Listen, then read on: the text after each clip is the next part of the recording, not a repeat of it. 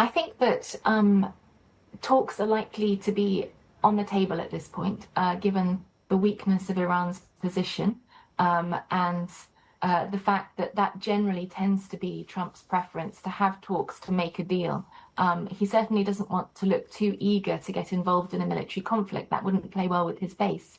But I think talks will be difficult to achieve in the current circumstances. Firstly, it's not clear who talks for Iran and how they get there.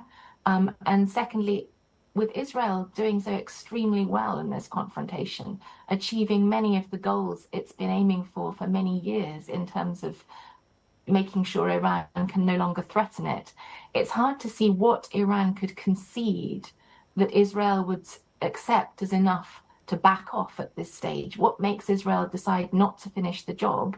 Well, Iran would have to absolutely give up its nuclear program, its proxies, its missiles, possibly more than it's able to do, and retain any credibility internally.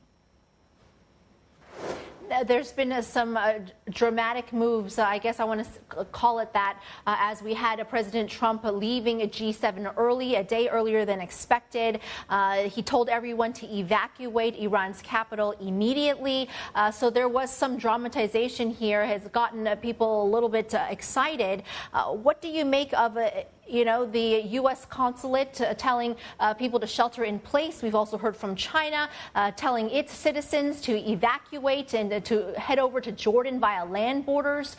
What do you make of all of these moving parts that we've heard this morning?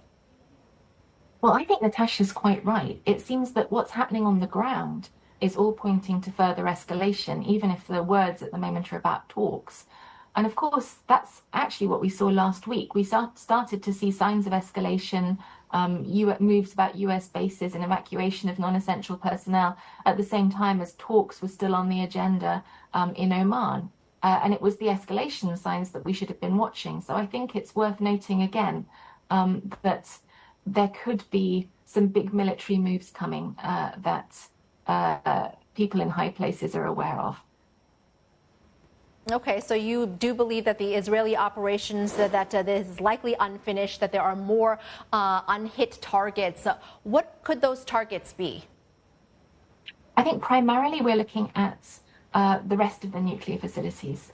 They have not been put out of operation yet by any means. In particular, of course, the Fordow nuclear facility is very deep, very well defended, and probably needs US assistance to take out. That's the general assessment. And so it may be that Israel is very keen for the United States to come in. That could indeed be on the agenda at some point. Beyond that, I think that Israel sees, with its great success, its decapitation of military leadership, it may well see a chance to get rid of the Iranian regime, in which case we could see more attacks on oil targets, on important infrastructure, on key political leadership. And of course, any decision to target the political leadership could be related to Trump's suggestion that Tehran should be evacuated.